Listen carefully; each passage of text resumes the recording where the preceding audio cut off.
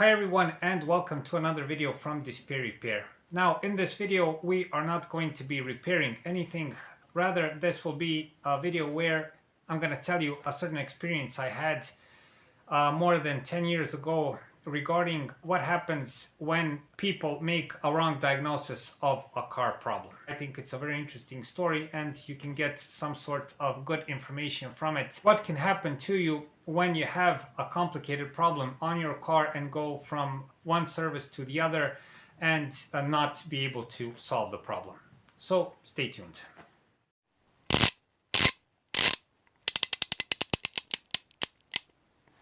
DisplayRepair.com. Be sure to visit us at our website DisplayRepair.com, where you can find more useful car and driving tips.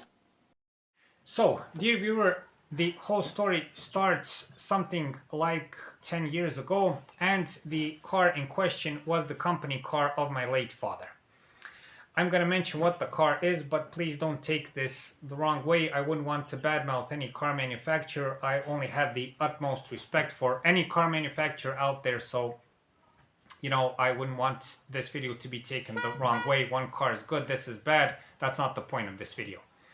Anyway, the car in question was a, I think, 2005 Renault Megane. It had the 1.6 liter 16 valve engine, and I think it had something like 120, 130 brake horsepower. Very nice car, very nice ride, for that time, a very good car. Even to this day, it's a nice ride, to be honest. Anyway, the problem was that for a prolonged period of time, let's say that this problem lasted for about a year, my father got the message on the board computer that there was an electronic fault. So he would drive, everything would be okay. All of a sudden, he would get the electronic fault problem. And of course, as with all the company cars, mostly in the world, he told the company told him, drive it to that mechanic, they'll solve the problem, and that was supposed to be it. And my dad drove the car to a certain dealership, I don't know which one, and they told him, okay, we've solved the problem. 10 days, I think, didn't pass. He had the same problem. Again, it was the electronic fault on the board computer. He told the company again, then they told him go to another mechanic. To cut a long story short, since this lasted for months, he went and I think he changed 5 different mechanics. And the last mechanic told him to change a big part, which was part of the electric installation. It's regarding the fuse box and everything else. It was a very expensive part, pretty hard to find. He had to find the used one, and they changed that. For all of those repairs, for all those 5 mechanics, every time the diagnostic was done, everything was charged dearly. That's what my father told me. And when they changed that fuse box, that didn't help also. The epilogue of everything is that my father visited 5 different mechanics. They all had the professional software, the professional OBD tools. These people repair cars for a living. They know what they're doing, and they did not solve the problem. All in all, my dad was sort of desperate. He used the car a lot. He traveled a lot, and he was just worried. You go on the road, and you never know when the electronic fault will come up. I think he had several more problems following that. I think at the end of the line, the engine started to cut off. I don't know, I can't remember that part. All in all, he was worried what will happen. When he goes on the road, will he be left stranded, and so on. Anyway, one night, I think it was a Saturday night, something like that, my dad tells me, you know what, if you're up for it, why don't you take a look and see what's happening? I told him, well, I can take a look, but I don't like touching other people's cars, so to say. I'm a car enthusiast, I'm not a professional mechanic, so I don't like to touch other people's cars. If people ask me, if friends ask me, acquaintances and everything else, of course I'll help if I can, but all in all, company cars and other people's cars, I don't like to really repair them. Of course, professionals should do that. He said, I really don't care because, I need the car. These people can't fix it. Can you take a look if possible? And I said, why not? I'm not going to go deep into anything. I'm just going to take a superficial look around the car and see if anything is wrong. It was a Saturday. It was summer. The day is long. Everything was perfect to make an inspection. Anyway, he presses the start-stop button, and at that moment, I hear a certain buzzing sound coming from somewhere. It was I think less than a second. So he pressed it and there's a bzz, and then the car starts and everything is okay.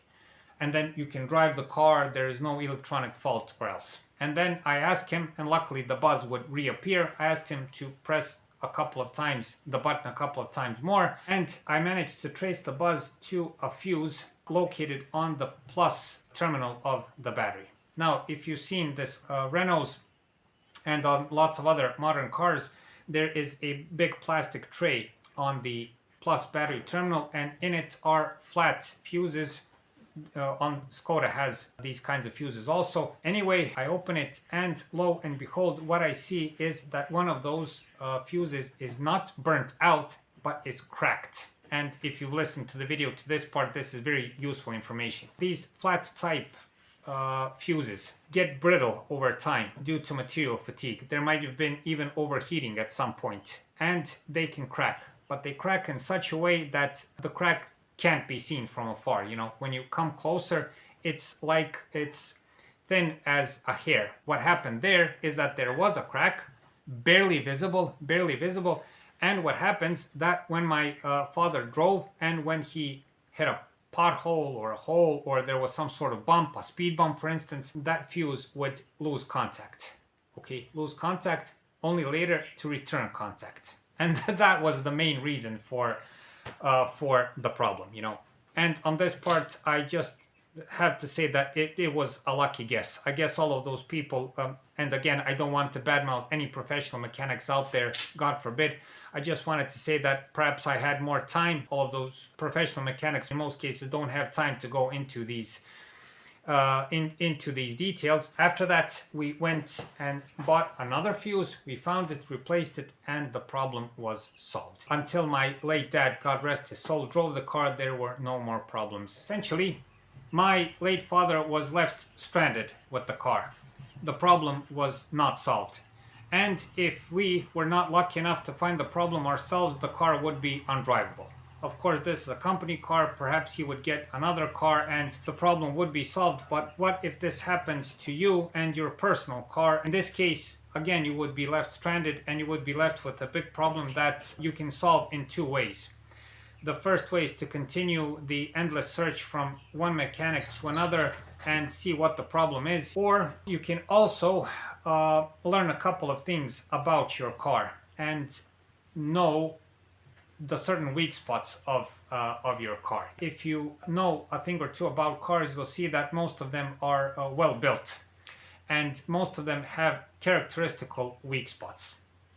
You know, they have these characteristical things that happen to them most of the time. The rest of the time there are no problems. For instance, on that Renault Megane, this is at least what I saw, you know, the electric installation, like most cars from that generation, is not really made, is not really resistant to time. You know, the cables get brittle, the connectors tend to burn out. You know, the whole installation is made from I don't know, I'm not going to call it less quality material, but from material that is more susceptible to material fatigue. If you drive that kind of car, and if you are interested in your car, if you know a thing or two, if you read on forums, on reviews, on everything else, more or less you'll find out that that is the problem.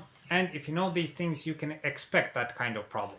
My point is, specific problems like these ones may well be solved on your own. If it's a more simple problem. For instance, in that case, you can just change the fuse and the problem is solved. In more complicated problems, of course, you should let a professional mechanic do the job, if it's a big engine problem or something like that. But even in that case, you can at least help the mechanic, and if they're not too upstuck, so to say, I hope I'm using the right expression, they will use that information and they will be able to solve the problem. For the end of this video, an appeal to all of our viewers out there. Take some time here and there and learn a thing or two about your car. If you plan to own your car, if you plan to keep it for years to come, if it's a higher mileage car that you have, learn a thing or two. It might be well worth your while. That knowledge may save you money, time, and precious nerves, trust me. So, dear viewers, I hope I didn't bore you too much with the whole storytelling business and everything else. I just wanted to use the story to relay an important message. Know thy car. Thank you very much for watching. If you find the time, watch our other videos. I think you'll find some useful content regarding cars, car-related topics, driving, and else. Thank you very much for watching. Thank you for your time, and I hope I'll see you in the next video.